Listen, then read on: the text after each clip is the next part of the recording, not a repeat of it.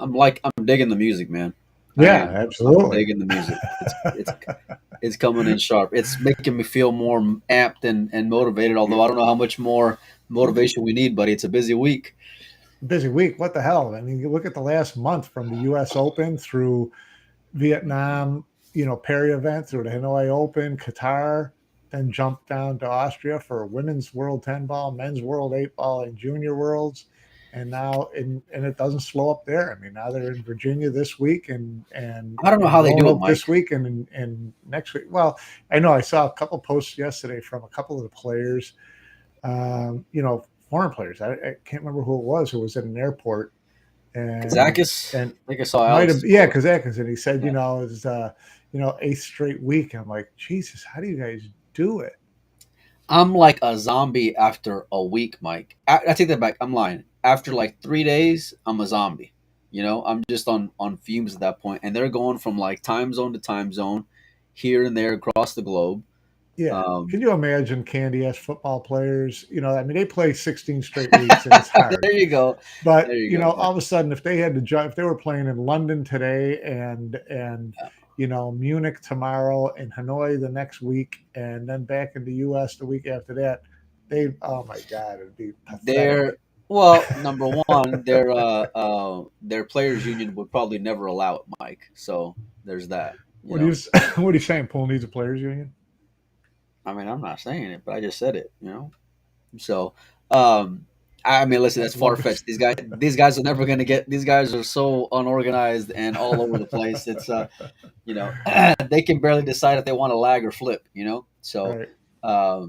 but it's pool players. We love them and we love the sport. And there's so much going on from world Oh my champions being God. crowned to Crazy. Moscone Cup picks being announced. Although I'll Crazy. give them credit because. Um, I was kind of thinking, we'd have some picks over the weekend, but they saved them until Monday for number four. Next picks are going to be announced tomorrow. Let's start there, Are you Mike. saying We that you expected. expected? Are you saying you expected Matchroom to announce the picks during the World 8 ball Championship? Is that what you're trying to say? Don't be putting words in my mouth, Mike. All right. I didn't put words. I just asked you if that's what you were saying.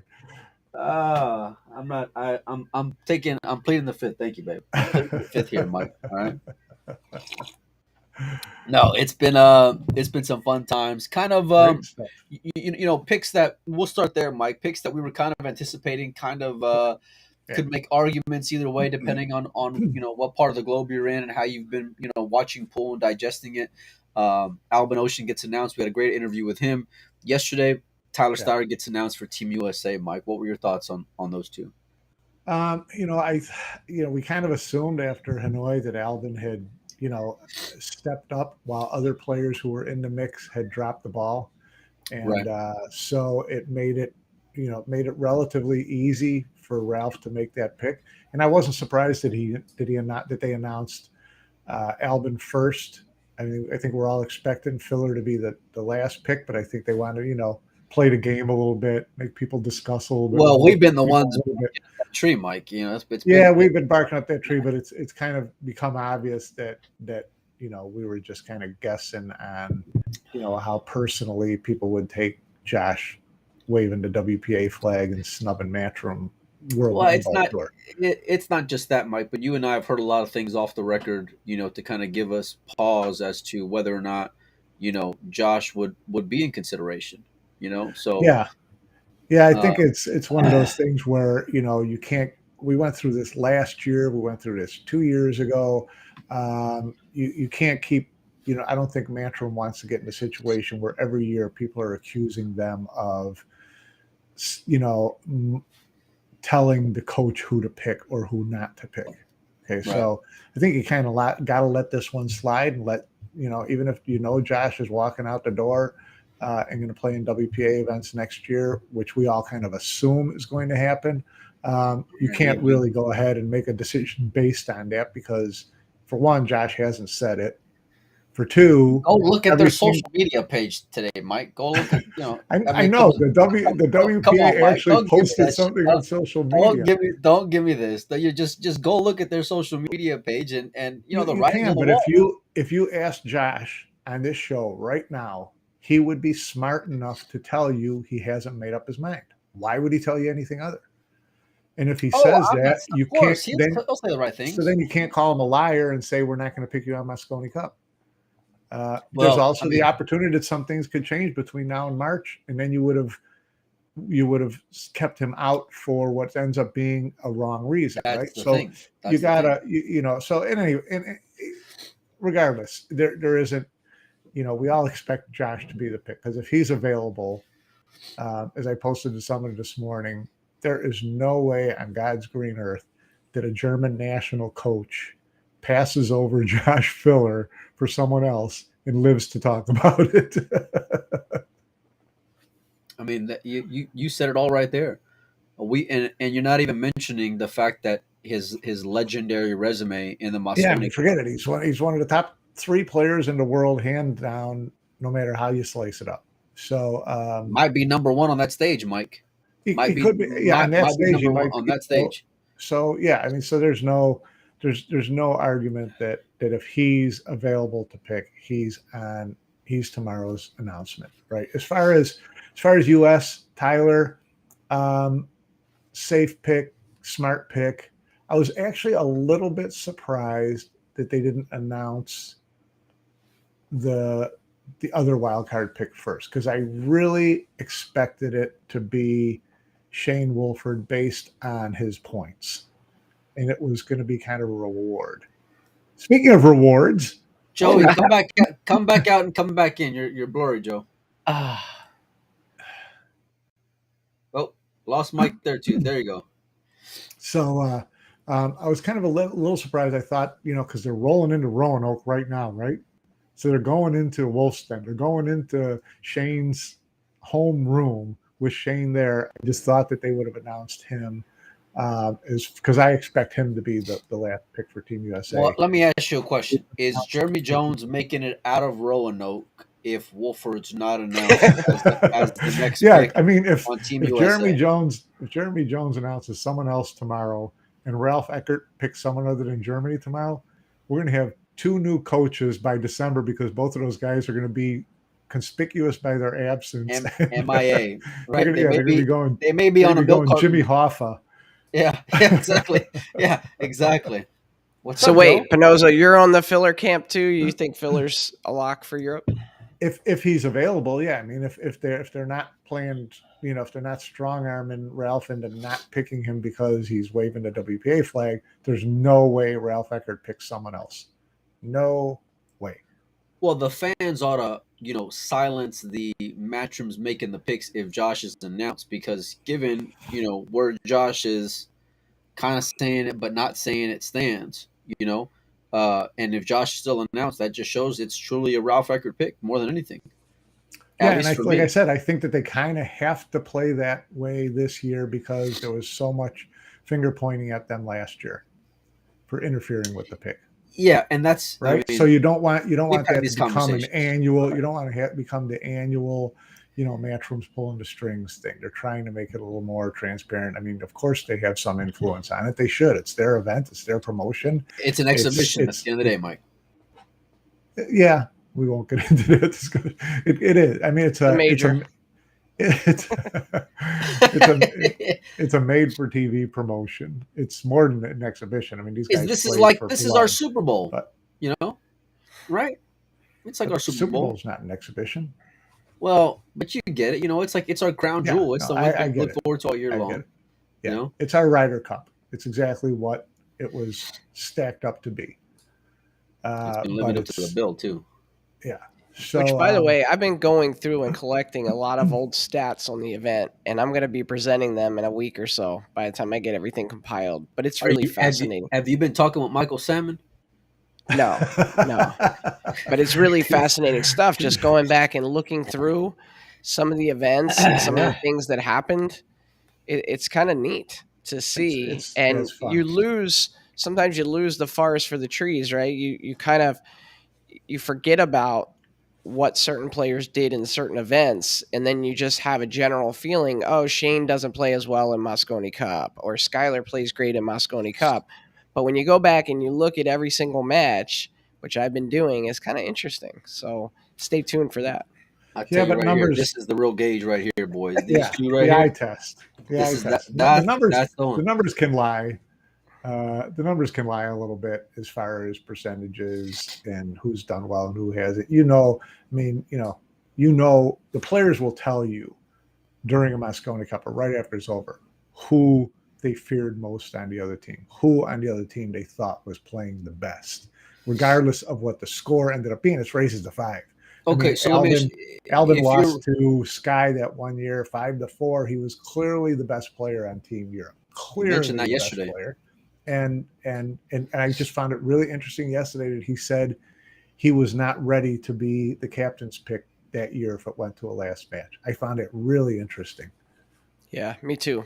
Me too. And in fact, like one thing about pool is we deal with a lot of egos and a lot of confidence and a lot of machismo, you know? And Albin was like, yeah, I kind of pulled myself out of that. And I was Yes. like, wow, that's pretty Yeah, no, interesting to hear from a pool player. he was great yesterday. His honesty in evaluating himself against the situation and against other opponents is really cool to listen to. Yeah. It's he's humble for sure, and we all think the world of his game, especially out there. And and like Joey said, most of the guys are super. They want that stage. They thrive on it. They embrace it. So I don't know. Joey spoke Spanish. That's funny. Uh, but It speaks muy bien. it's it's the one area where all eyes are on you. Like Yeah, the entire pool world is watching you. It doesn't matter where you're at.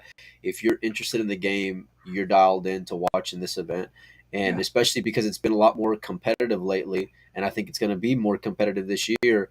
It's just going to make for that much more compelling. Although, if Josh is picked, we're going to have same damn 5 players as we did last year after all this. that to me is an indication that Team Europe is a lot more nervous this year than they have been the last 5 years. There's no doubt about it. There was no way. But Could they you were putting imagine people Albin in there freaking for out if they for ended up with hope. a rookie this year? They'd have been making excuses before the first ball was hit.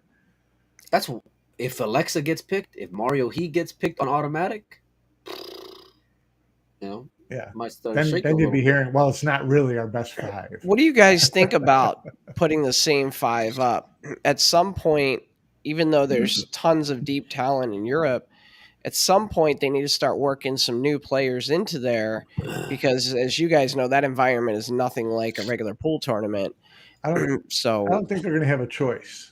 I think that these It'll work itself rookies are out. going to start. Well, I think they're going to start getting the point spots. Agreed. You're going to get, Agreed. in the next couple of years, you're going to get a rookie automatic point spot. I think that's almost a guarantee. If you almost had it basically in the second year, right, where you could have had probably two rookies in automatic. I mean, I know Kachi was kind of he was under special circumstances, and there was a good chance he was going to take one of those spots had he not gotten injured. But there was a high possibility that 2 rookies would have made it on automatic. I wouldn't be surprised if it's like that next year because Yeah, at some point odds are going to say it's going to be a changing of the guards, right? And as much as you'll like to, as much as the argument will be, well, they're sending in their toughest players or their most seasoned players. Let's not forget every one of those guys basically earned their stripes this year. David with the win, Albin yeah, with the yeah. late push.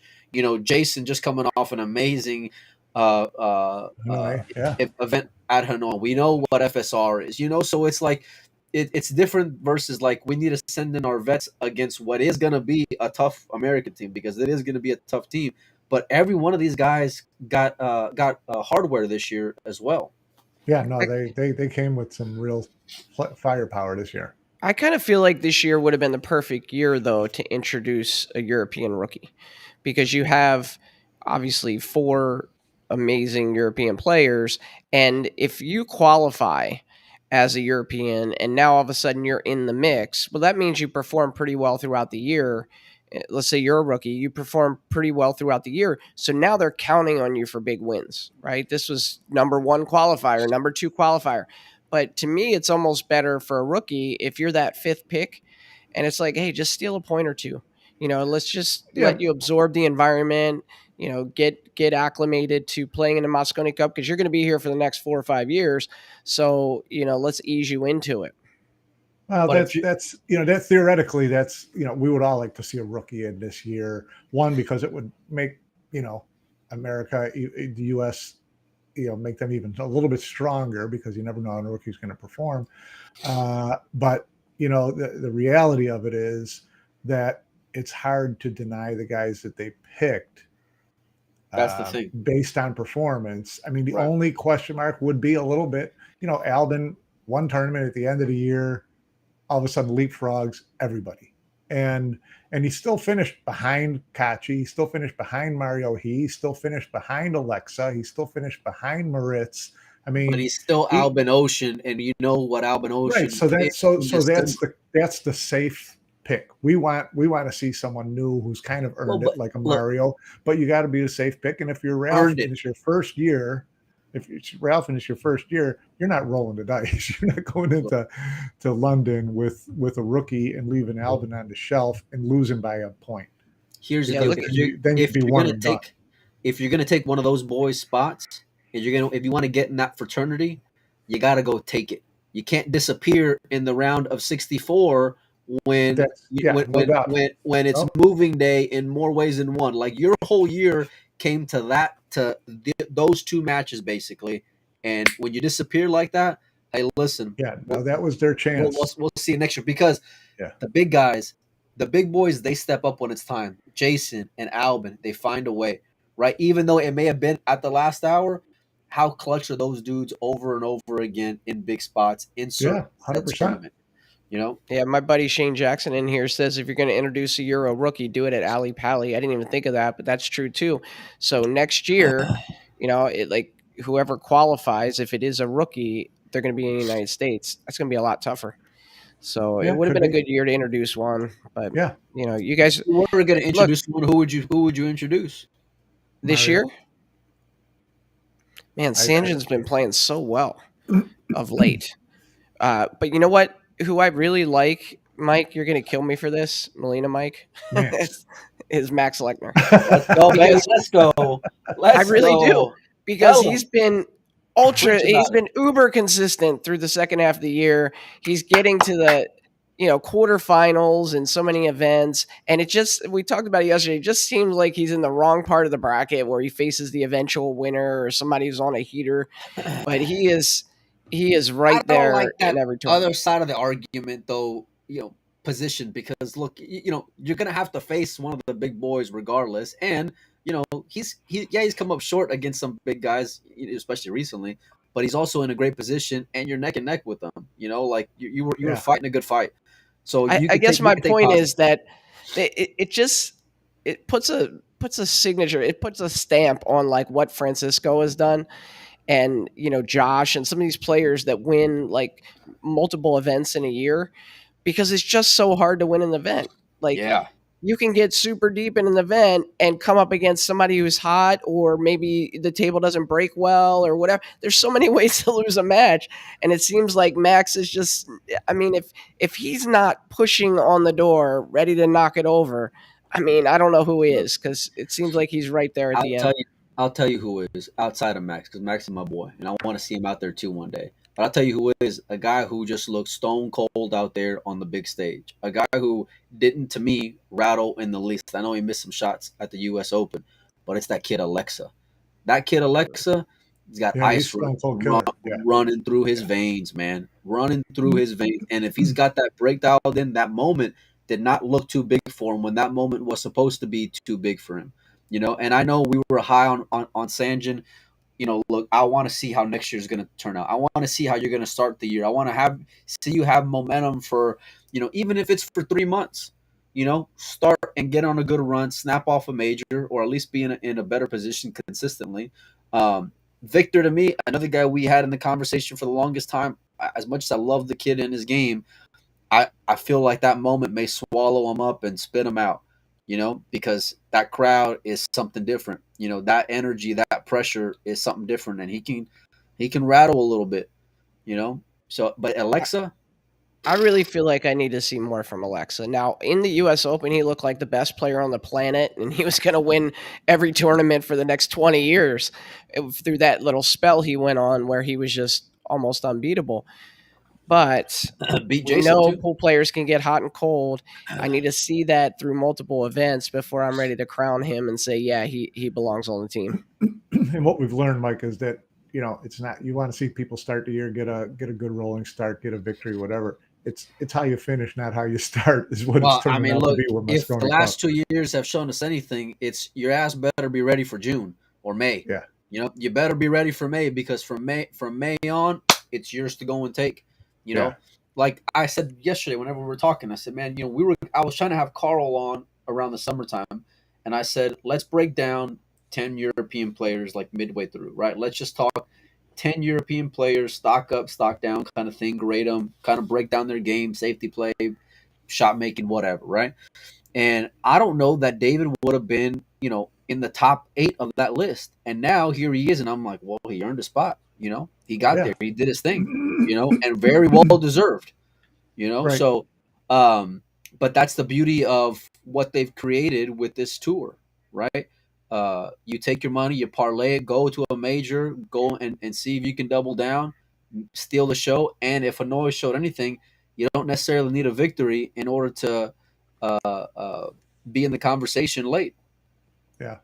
Yeah, I mean, I'd like to look at go back through and look at the whole year and look at what the ranking points show for the year and just see the balance of it, right?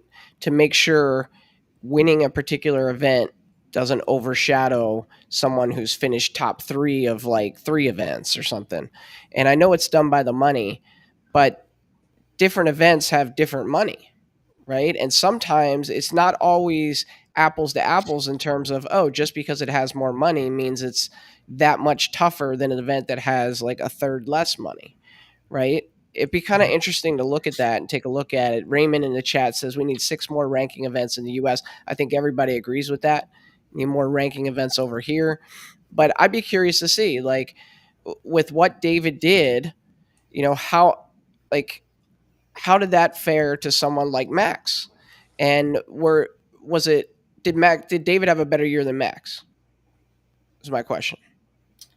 Did You're David have a saying I'm better having year some than Max? Well, based on audio the money, issues. yeah, beat him Well, by and $30,000. So, but should it be based on money?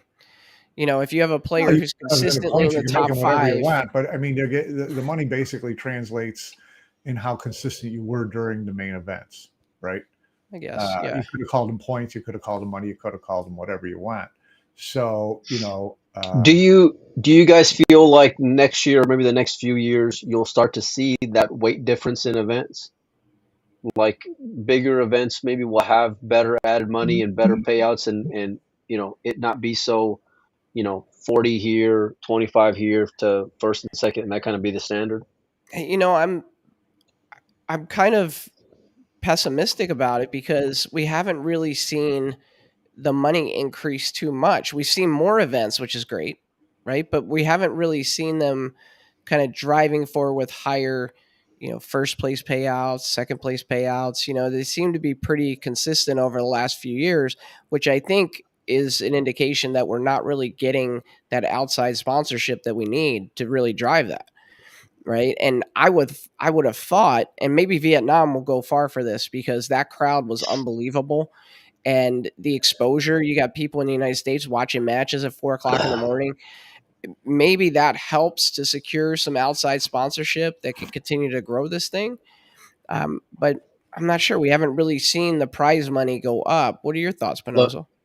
for once, Jim's got a good comment in there. It's early days. It took him years to make a good point. Telfer finally made a good point. Hey, Jim. Well, let's not go overboard. Okay.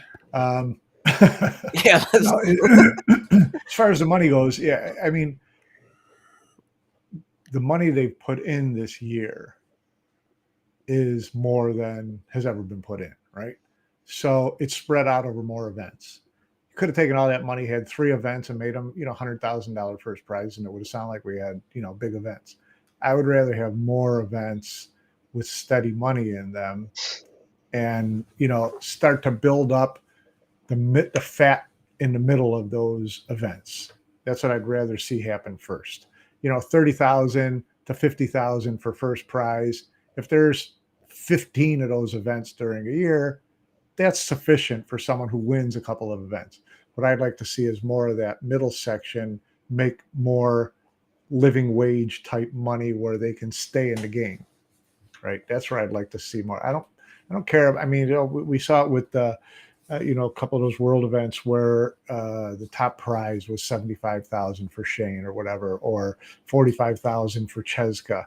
And in a couple of those events, it all came out of the middle and went to the top, right? So it looked, and it like, did. If you compared last year's payouts, right? Did. So in a couple of those cases, it's like, okay, which is better? But it sounds better. It sounds better on advertising, though, Mike. And they wanted to hang. I don't think a corporate sponsor is going to be picked out on the difference between 40,000 and 70,000. No, but I think it was more a pissing contest to say, well, we had the highest payout in pool. Yeah, but I'm just saying, even if you had now if you had a whole tour of $100,000 first prizes, then you may raise a few eyebrows, right? Yeah. But I think that people overplay the significance of having a big top prize to make people wake up and see pools a big deal. I just, yeah. So here's a question for you guys to kind of consider, because there's been a lot of talk about the investment the players have to make, right, going into the year. If you're I think Melina's messing with his audio. I think he's refreshing, but I'll pose this to you, Penozo. Let's say you're a Raymond Linares, Nick DeLeon, Jeremy Sasse, player like that. Bring him up, maybe Joey Tate. What? And you're looking that you say, you know what? This coming year, I want to try to qualify on points for Team USA. What is the reasonable amount of money that you're going to have to put in a bank account to be prepared to go travel to all these events? 35,000. How much? 35. I would say more. I would say 40 to 50. I would say 40 to 50. That's a lot of money. It is a lot of money. And that's why to me, it's got to be not, I want to chase Moscone Cup points. Although Moscone Cup, you make the team, you get 20 grand minimum, right? So that's a good payday. But I think you have to look at it like, is there enough on here? There's more than that, though, because you'll get 20, but then you can also sell patch spaces for five dimes. So there's value there. But I would like to see people make that investment because they're like, this is a real tour. If I do well enough, I can make money on that 50,000, right? I can make money on that 45,000, whatever my nut was for the year. Yeah, it's an interesting situation. I mean, you'd like to see it get to the point where, and this is the type of stuff that takes outside funding, is a big sponsor that allows you to say, here's our tour card. Top 32 players each get 40 grand on January 1 for the year. You have to have a product first, right? Like this talk of outside sponsorship is great, but if you think about it in the bigger picture, right? They're planting seeds in all these markets, right? I would bet a lot of money that next year's payouts for Vietnam, as long as the WPA keeps their fucking nose out of it, what will be better than what it was this year, right?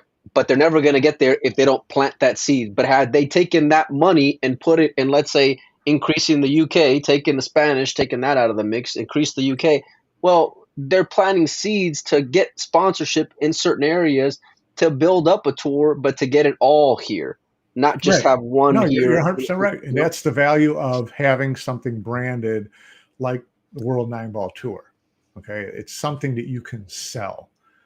You know, the WPA model, which is we sanction these shotgun events all around the world. You can't sell that. You Well, can't go to a sponsor and elaborate on that, say Mike. this is. I need more details on that. Well, you can't go to a potential sponsor and say, here's what I offer you as a sponsor. Okay, I offer you access to Qatar. No, you don't. It's not yours to offer.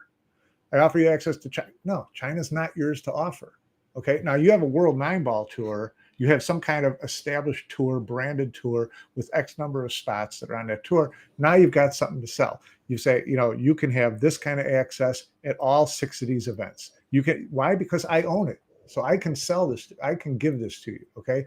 The WPA model of just sanctioning all these shotgun events does nothing to grow the potential for sponsorship to me. Does that You ought make to. sense? You want me to see if we can get you a job at the WPA, Mike? I hear they don't pay enough. I was saving this shirt for my interview with I'm too old. Aishan. I'm too old to take a job for perks like business class travel. I need Well, money. there's plenty of that to go around, I hear. Look, I asked the question because I just feel like the way pool players think typically is not, okay, let me go raise $50,000 to support my, next year's tournament endeavors. But they think about an event per event. And it's like, oh, okay, I can get to Atlantic City for this event, or I can get to this place for that event. But what happens is it ends up adding up to a significant cost. And we're talking about, if you're a US player, what's the realistic chances that you're going to get into deep money in one of these major matchroom events, the UK Open, European Open? What are the chances you're going to make the quarterfinals if you're one of those US players? No disrespect to them, but you're a lower 700 player. Obviously, you're a great player, but what are the chances that you're going to be beating the Albin Oceans and Kachis and Josh Fillers at the later stages of those events to advance to the quarterfinals and actually make money to make it worthwhile for your trip? It's not very good. So You got to get your Fargo up over 800. Yeah, That's right. To compete. Yeah, I mean it's a big boys game. You got you want to be in there. You got to get there. Yeah. But they have to be able to be there in order to build up that product. The players are investing in the future, I feel like. And I would look at, Matchrooms basically really getting aggressive into 9-ball over the last couple of years, and then just seeing this growth, which I'm guessing is only going to get bigger next year. There's only going to be more events next year. I would guess the prize money would be better. But there's more promise there. And they have a proven track record in other sports of being able to build that, but everyone's gonna have to kind of go in the same direction here, and it's not something that can happen, let's say, overnight. But the events that do well, like the Moscone Cup, I mean, they're willing to show they can put their money where their mouth is, because they've been increasing that prize fund pretty consistently over the last few years for the players. Because they make a ton of money on that event. Yeah. I'm just wondering how important the U.S. fan base is for Matchroom.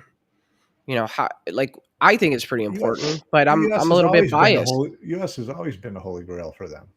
From a so what happens? What happens? Sponsorship basis, from a legit basis, from a visibility basis.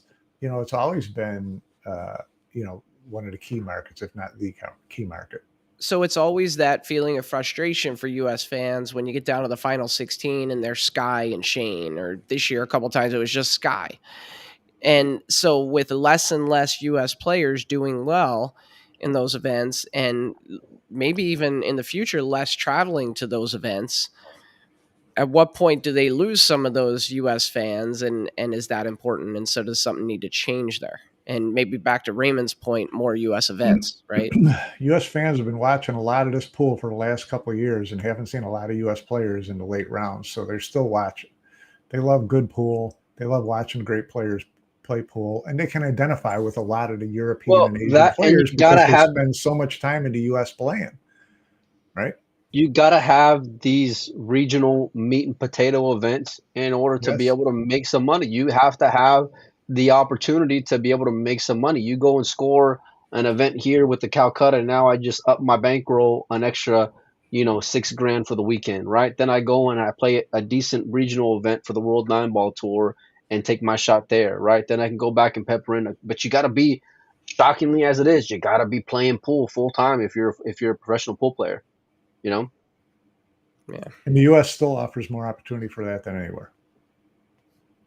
But then, Always how's that gonna work if and we'll ask. I mean, these are some of the questions we're gonna have on the table. But what happens to some of these events that have, because we've seen in the U.S. more and more events are gonna have 10, 15, $20,000 added just in the states alone. How is that gonna work with the WPA not allowing their players to be able to play here? So that's gonna limit I think that's an those excellent question for tomorrow, Mike. Yeah, definitely. one of many we're going to get to. Which, by the way, in case you guys haven't heard, we're going to have the WPA president Aishan Singh on tomorrow morning, which I'm really looking forward to. I can't wait, boys. So Yeah, me too.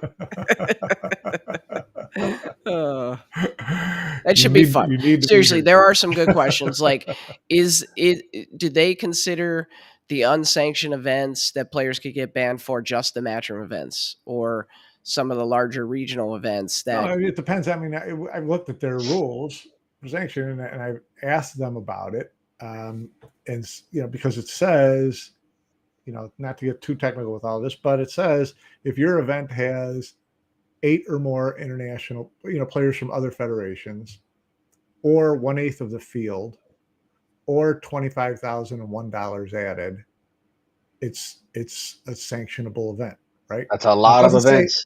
it doesn't Derby say City. and, it says or, which is a key word. So any event that has 8 international players would be considered. And so I asked Ishan about that, and I said, I need some clarification here because this doesn't make a lot of sense to me. And he said, that I'll tell you exactly what he said. He said, your understanding of this is for sanctioning is correct. But before you make assumptions about existing future tournaments, I advise you to know that it's been used as a reference, as a guideline, which I find really interesting. And there are numerous reasons for the WPA choosing to allow almost 5 months before this kicks in. And one of those is to review and rewrite some of the outdated rules and regulations. So, And it just so happens to end when the Predator World 10 Ball Series, when the Predator World 10 Ball Championship ends. No, it does, which is good for the players. I mean, Shane can go win that one too then, on his way out the door. So, but my point is that Save it for tomorrow, that for right now, on paper, by the exact nature of the rule, all these events would be off the table, would be punishable events, right? But I think and I don't think that's assuming. That's just taking what they put out there. It's going to change between now and March. What I found interesting, what they said, these are kind of reference guidelines, which is what Matchroom basically said when they got called out on the provision in their contract that they could tell people they can't play in other events. They said, well, it's just in there, if we need it, but we've never used it. And the WPA said, well, that's balderdash. And now we're allowed to do that. Yeah, they're using the same argument for their stipulation. So in any event, hopefully we'll get a little more clarification for that tomorrow. Yeah, stay tuned for the fireworks. One of many things that we have, and it's going to be, and kudos to Aishan for being willing to come on. Yeah, and I just want to come on here and clarify things for it. I want to know where everyone stands. I don't care about telling him he's a liar or that they're bums or anything. I just want everything spelled out as clearly as possible so we know what we're walking into.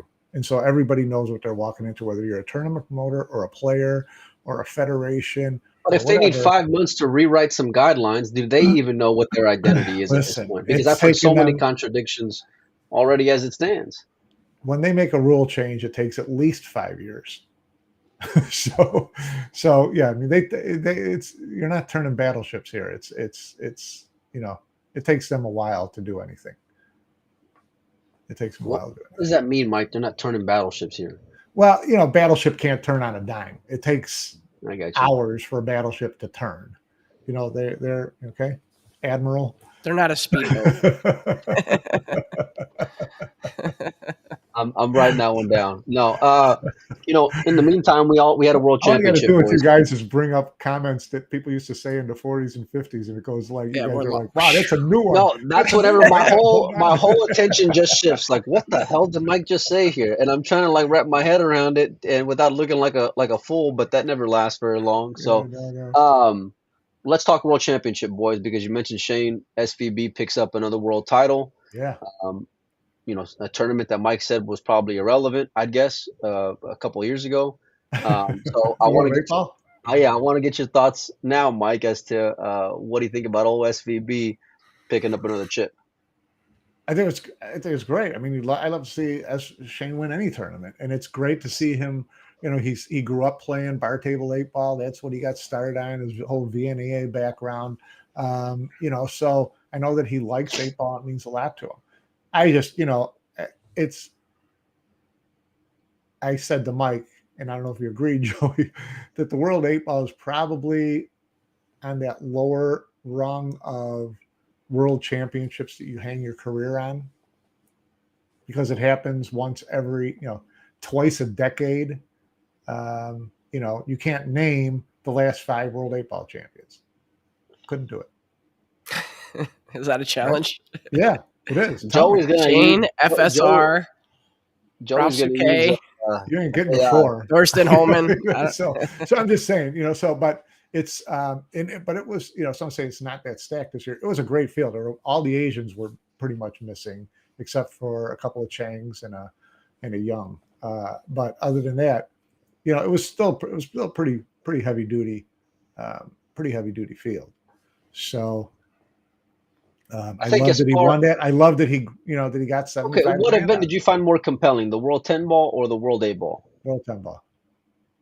See, I'm on the other side because I love watching them pick apart the it's fun watching them, and it's kind of this chess match kind of thing, and I'm going to get a bunch of people mad at me, but to me, I found it kind of boring. It was whoever got to the table first ran out. And it's interesting to watch how, how they work their way through Mike. and it's fun to watch them work their way through the rack, and once that's every the part 4 that's racks, great. they'd have to break up a cluster, and they'd have to play into a tight spot. But essentially, it was break. If you don't make a ball on the break, the other guy's running out. Break. If you make a ball on the break, you're running out. I got kind of lost in that. I appreciate 8-ball. You guys know it's my favorite game. I appreciate it, and I like Shane. It. It's just not, to me, the most compelling championship format to watch in pool, as far as sitting on the edge of my chair. Look, we all grew up playing 8-ball. If you go to the bar one night and there's people playing, they're playing 8-ball. We're used to playing 8-ball. And it's kind of in some ways, a lost art. Albin said yesterday he hadn't played an 8-ball tournament since 2018. Yeah, that's crazy. Crazy. And I think that's the same with a lot of these guys. But they end up, in the final 4, the final 8, and to me that says something about the game. I don't know. But I tell you what, if to win that tournament was pretty remarkable, because you had to fade the fact that when you came up the break, you probably weren't going to make a ball. So that was the weirdest thing to me about the whole tournament, because when you think of 8-ball, the breaker has a huge advantage, right? Because not only do you typically pocket a ball until they met the arrow rack, you can run out, or you can set your balls up in a position to, that's more favorable.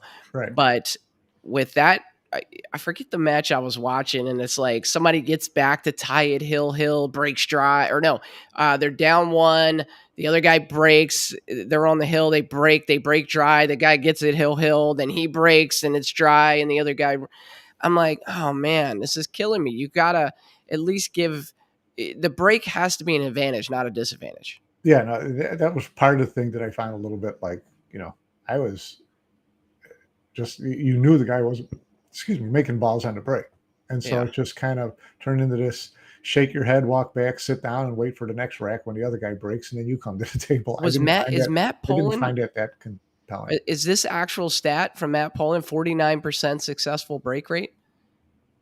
That can't be. Yeah, no idea. I mean, that would be In the final, There's in no the way. final, it wasn't even 49%. That's Yeah. terrible in my opinion. You know, It was lower than that in the final. your break rate has to be over 50%. Now, I think the closer you can make it, you know, to like 55 or maybe 60%, maybe that increases the excitement of the game.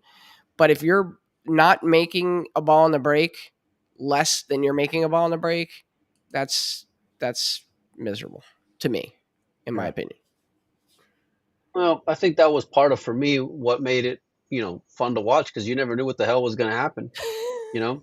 And I like seeing them get into tight windows with the cue ball. I love watching players having to attack certain things early on and just seeing, because I No, can it's a cool appreciate game. It's a cool the game for strategy sure. part, and New Jersey pool player says a lot of them were safe breaking in a sense, because they're breaking from the Could you side. imagine if Corey was in that final?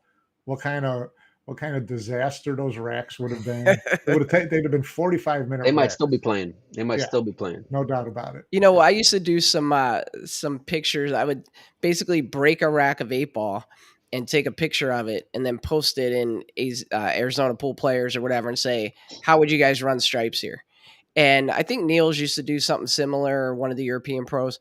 And to me, that you see, there's a ton of interest in people telling you how they would pick apart the rack. And I think that's what makes watching 8-ball intriguing, because you can watch 9-ball and you're watching 9-ball and everybody kind of knows, well, the shots is what they're going to shoot. But in 8-ball, you might say, I'd play the 13 before the 12, or I'd come this way, or I'd do that. And everybody kind of has an opinion. And so you get to see how the pros play it compared to how you would play it. Whereas in 9-ball, you get to see how the pros play it, and you either are already thinking that or you're like, yeah, they're right. But in 8-ball, sometimes maybe they're not right, especially if Albin hasn't played in 5 years. You know what I mean? Your pattern play in your mind might be a lot better. His execution obviously is going to be better. Even in 9-ball, there's nuance and differences in how people not a whole lot. I mean, even Albin talked yesterday about playing Shane in that match, and in Hanoi, and said, I thought a couple of his decisions on how to play from one ball to the next were a little bit weird. Now, you got two of the top players to ever played a game. That's the beautiful part about each other on how they would have run out a 9-ball rack. So it's not like me challenging him. It's Albin talking about Shane. I thought that was pretty interesting. I'm not sure the shots he was talking about, Pinozo, but usually in 9-ball when, what's that? Sorry. Go. I don't know the shots he was talking about with Shane, but usually when there's discrepancy, I'm talking about when there's an open table, not like early in the game he chose to play safe instead of this, or he went aggressive on that shot. No, once the balls are open, he was talking about once the balls are open, it's pretty much done the same way by the pros.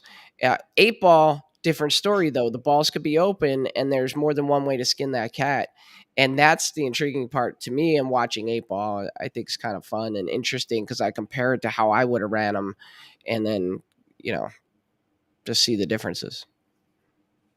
Yeah, it's part of why I think I really enjoy it. I mean, you get the slug racks whether you're playing Predator World 10-ball Championship or Predator 8-ball Championship. So that part hasn't changed, but. I guess just having that foundation, just like Shane said, and like you said, everyone's got an opinion on it because we all at some point played 8-ball on the bar table. That's how we first got probably introduced to pool. We were all at some room. They had a little 7-footer there. We put our quarters on there. We put our quarters up to wait for the next game and banged them around. And that's how that's our roots, man. I think they should play in the 8-ball World Championship. It should be template rack and honest try. I'm just kidding. Honest try? I'm just kidding.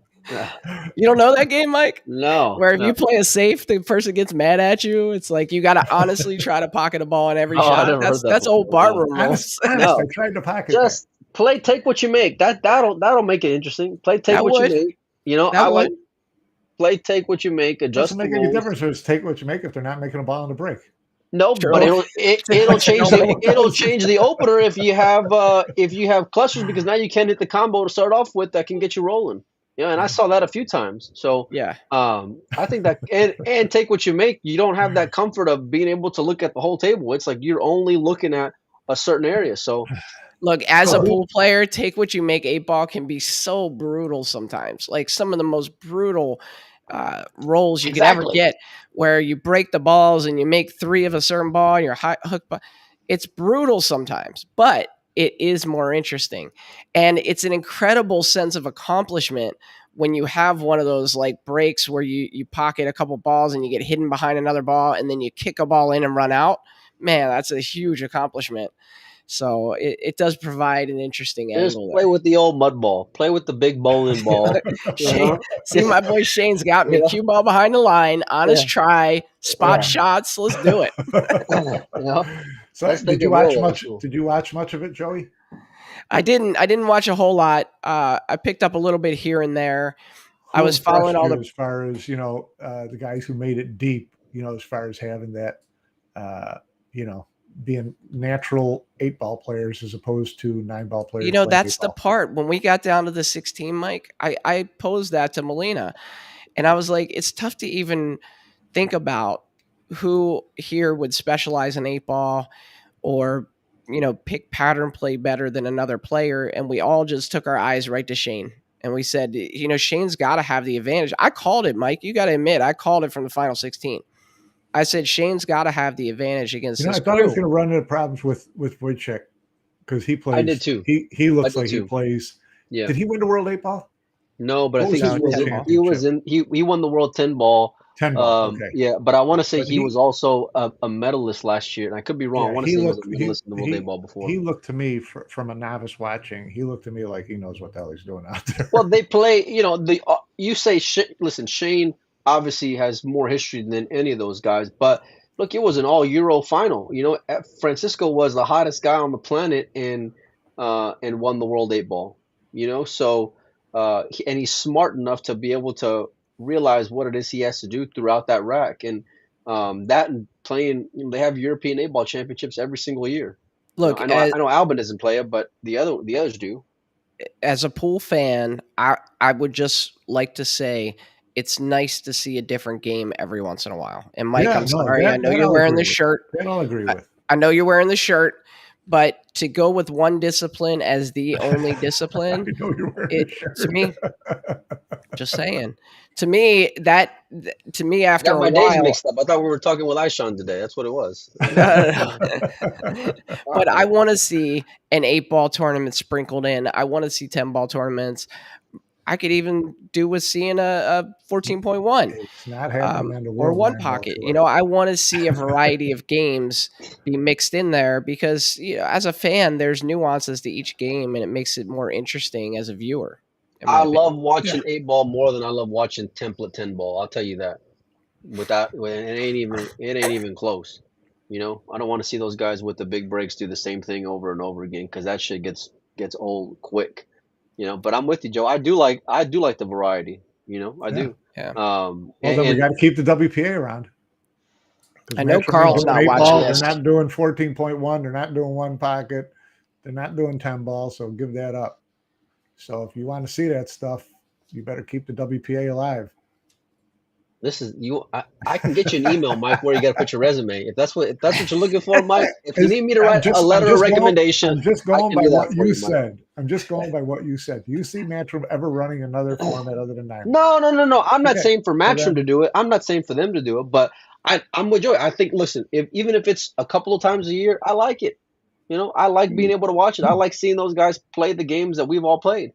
Yeah. Okay, so branding aside, Matchroom could do it. Matchroom could have an event or two a year that were a different discipline. They really could. But they won't. Back when I was playing in the Planet Pool regional events, 30 it was a 9-ball tour, 30 and they years of introduced a nothing but series of 8-ball 9-ball. events, and it 30 made years. it interesting and fun. I'm not disagreeing with you. I'm just saying, You're killing me, after Smalls. 30 years of running 9-ball tournaments ain't running another discipline. They don't want to change the logo. Not gonna happen. No, I mean, look, the variety was fun for the weekend, and I wouldn't mind seeing it again. And as much as, listen, there were a lot of positives for that event, including that 75,000 first place Yeah, payout, great. Good but for him. but the fact is they only put on a World 8 Ball Championship once a year, so Right. And nobody hopefully plays they're 8-ball the rest of the year. Right. Yeah, no, and no. Pinozo, to your point though, you're like, well, if you want to see 8-ball, then we need a WPA. I don't think anybody's advocating for blowing up and doing away with the WPA. Obviously, there's a lot of frustration with them right now because they're the ones banning the players. I got you. There's I got your frustration finger right here, because big they're boy. the ones banning the Yeah. players. But why couldn't they just coexist? Why couldn't they be there, not ban players, and do their own 8-ball events? If it's paying 75,000 for the winner, people are going to show up. It's going to be a fun event. Don't go getting logical on us, Joey. I'm just saying. Because this is the pool world, and logic, has no home here. Don't forget to Yeah. point down when you say that too, Mike. Don't forget. Yeah. Don't try to bring logic into the equation. No, it's look, it was a ton of fun, and while I enjoy seeing it, and I wouldn't mind seeing it a couple more times a year, and this is why, listen, whether I like the WPA or I hate the WPA, listen, I want the players to be able to play wherever the hell they want to play. And Period. play whatever Whether game whether offering whether money. whether Sure. it's junior players or pro players or amateur players, shortstops, whatever. I don't want anyone to dictate where they can and can't play, because, like we talked about to open the show, it's already hard enough for them to be able to make money as it stands, right? So no matter the game, no matter the region, wherever, let them do whatever the hell they want. Not have it be some kind of pissing contest because you feel like you're the authority or you're this or you're that. I'm not buying that, and I'm not gonna buy it. So, Yeah. but I'll save that tiltiness for tomorrow. I'm trying to keep it more tame today. How about our boy Sanjin in the 8-ball? That's Played, Joey's boy now. Yeah, Tell you Joe, what. Sanjin. that what Max going is from to me, semifinal Sanjin and is to Joey. That's what it yeah, sounds like. semifinal in Hanoi and then final in a week later in Austria. Kid's hitting his stride. Talk about finishing the year well. He certainly Yes. Super did that. impressive. Yes, Yeah. yes. Super impressive. Yeah, and I'm trying to. I don't know his game well enough to like. I always like asking other players what do you think that player does well. To me, it looks like he does a lot of things well. I can't really pick one thing that stands out to me and he's a great pocketer of the balls, or he's a great breaker. It just seems like he does everything really well, Yeah, he and I does. think that's going to bode well for his future. Yeah, no, he's a good player to watch. And he's starting to. You can tell he's starting to hit a little bit more of a comfort level later in tournaments, playing some That's of the the big word, guys. Mike. Comfort. Yeah, You're he's right. starting to look a little more comfortable, like he's supposed to be there. And that's what experience does. I mean, he's had a couple of hiccups along the way, and so he learns from those. And next time he played it, a little smarter and a little, more controlled himself. So yeah, he's a guy who's trending up. I wondered what was going to happen the last year or so. He had We some said about him issues. last year. He had some personal issues and things like that. He seems to have gotten through all that, and he looks to be stock rising for sure. How on a level of 1 to 10, 10 being most shocked, how shocked would you be if his name was called tomorrow for Moscone Cup? I would fall out of my 88. chair. 88. I would fall out of my chair. Why? Yeah. Because he, if you're going to take a rookie, he's behind a lot of guys who are like a Moritz or an Alexa or a Mario or something like that. I think it would be yeah. I'm just talking about purely in points based on how they played this past year, right? So, he's the current form out of all those players, he's right up there, if not tops. Yeah, but the thing is, when you talk about Mario and Max, they've had consistency over longer stretches, which gives them more years. Yeah, they got more seniority in that category for sure. It's not to say that he can't get there, because like we were talking about, Victor and Sanjin were the two guys that we said they're coming. All these guys who we thought that are on the team this year, that we didn't think maybe we're going to be on the team this year, we said those are the two kids who are coming for your spots. you know, and I'm still in that camp, but you gotta follow that up. You know, you Yeah. did it. It was kind of, I don't want to say too little, too late, but Yeah, no, um, it was. It yeah. was. Well, It depending was. on how this whole thing shakes out, we may never see Victor on a Moscone Cup roster. Yeah, that's, Well, that's the you part that start really getting into pisses me off more than anything, man. you That start whole getting Victor into those situation. conversation, and it's just Because like, he's the one, even right now, nobody's talking about him right now because no. of the decisions he made towards the end of the season. It seems what side he's leaning towards. And obviously, that federation has a lot of power there in terms of what those players are going to do in Poland. And it's a shame because I think Victor, he could be, I think he could be on that team right now and they wouldn't skip a beat. I'm not 100%. I don't know if I'd be 100% behind it, Okay, but I I mean, love him, and you had me for a little bit of that. he's a great player, and he certainly should be there and could be there. But to Here's me, you're right. He's like that. He was completely off the radar, and not based on his play, not based on performance at all, Right. based on the decision somebody else made. Okay, That's the now part that he's pisses me off completely more than off the anything, Mike. radar, That and the thing is that, and I've said this before, Josh better be careful what he wishes for if he decides to take sides and go with the WPA, because his visibility, his reputation, his notoriety is based a lot on what he's done in matchroom events and that type of showcase, right?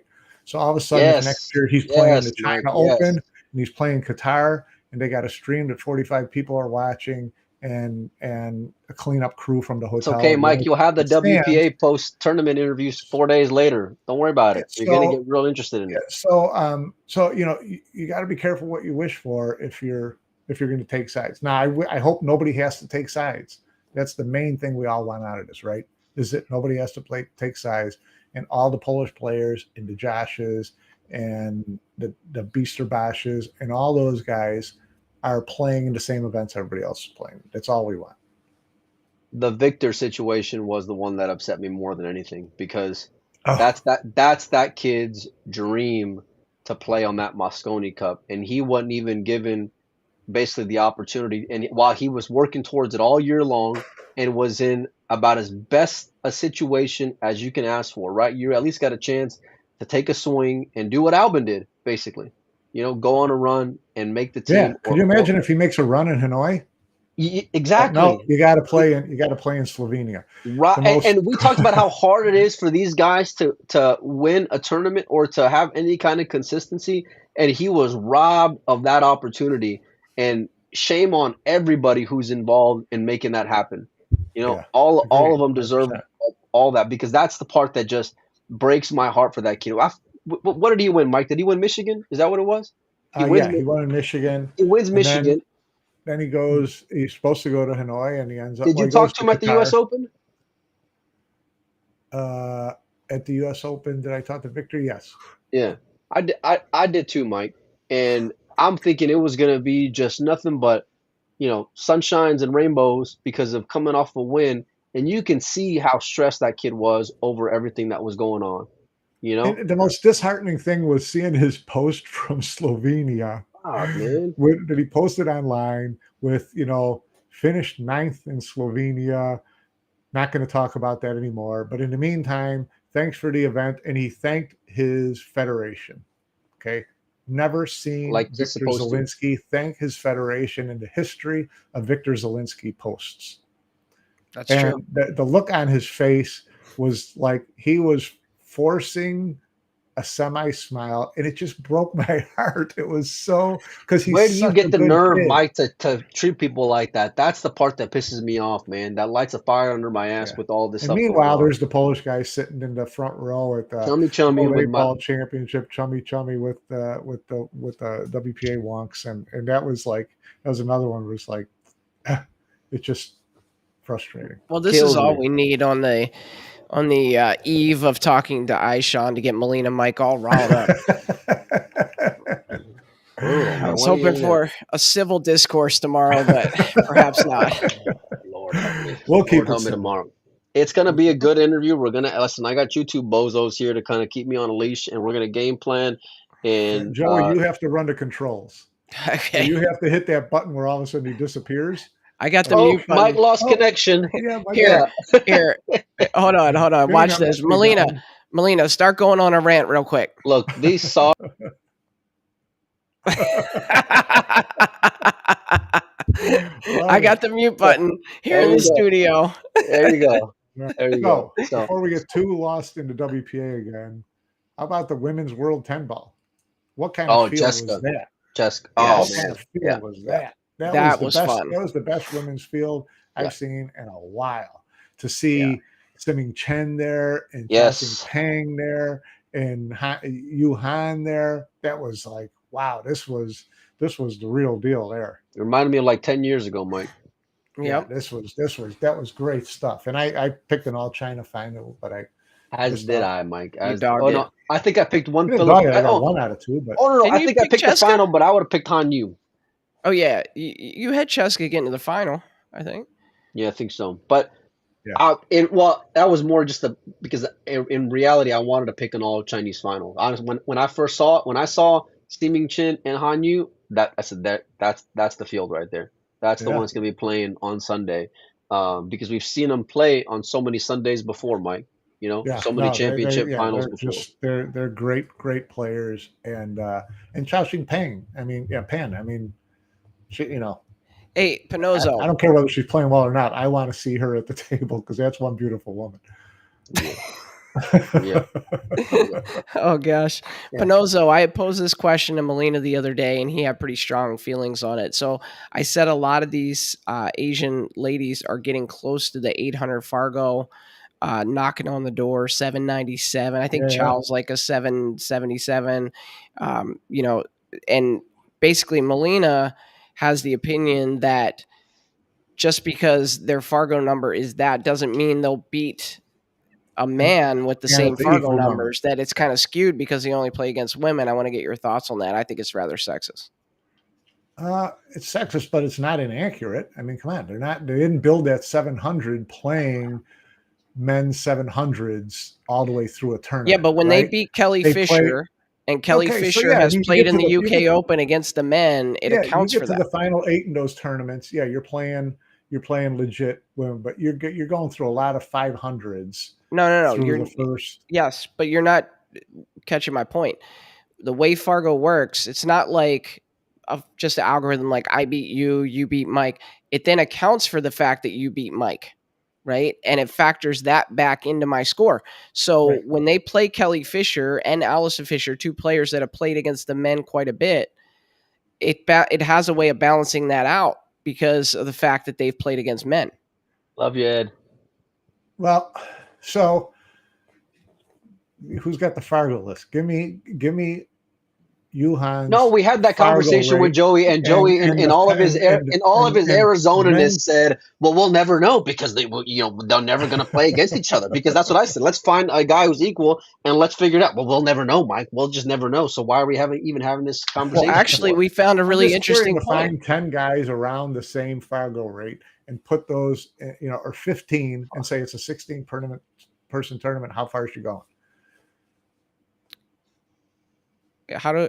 I don't know how we didn't know we that. have Siming Chin play, or who was it? Didn't we have Siming Chin play in the U.S. Open in 19? Didn't she play a CLP or a PLP?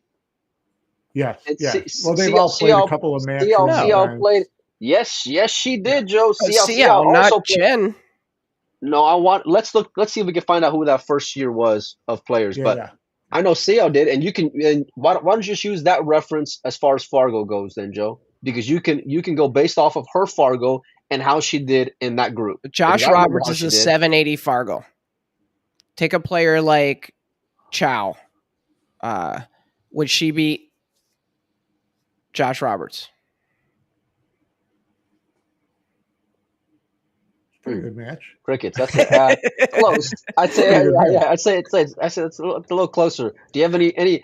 Can we see option B and option C, please? All right. Oscar. Okay, that's a match I want to see. Siming Chen against Oscar. Playing 10 ball? There's no chance. There's No chance of what? playing Are we pinball. talking about a long race money match, or are we talking about a race to 8? 2 out of 3 match races to 11. It's my favorite format. 2 out of 3 races to 11. I think she'd keep it close. I don't think she's favorite, but I don't know. from that standpoint, maybe the Let's fighter ask league- Oscar. Listen, Oh, You he'd want send you her a want note right do now to you post do you want up. to do you want a staker? How about that? I can speak on behalf of Oscar. Do you I want don't a have staker? Oscar's kind of money, man. Well, I'm just saying. I Chris mean, look, Reinhold calls out the U.S. team, and Oscar's like already got 50 grand ready to play yeah. him, taking side action and everything else. I don't know. I think I kind of like Simin Chen in that match. Huh. I'm telling you, these women, these top women right now, they are playing unbelievable pool. Yeah, they I'm not really saying they're not playing unbelievable pool. I never said that. I'm saying they play world class. It's great watching them play. But it's not the same comparison. It's not. We have this comparison in tennis, Joe. Right? What was it that are. Bad analogy. Doesn't work for me. It's in the Bad same. It's in the analogy. same region. I'm They starting hit the to ball like, 40 miles per hour harder in tennis. Yeah. I'm So you don't think the break makes a I'm difference starting playing to drift your pinball? way a little bit, Joey. Got to be honest. What's that? Starting to drift a little bit your way now. Yeah, see? You're realizing how sexist Melina is. It's terrible. I don't think All our female Patreons are going to leave. Don't leave. Boys, I got to get to work.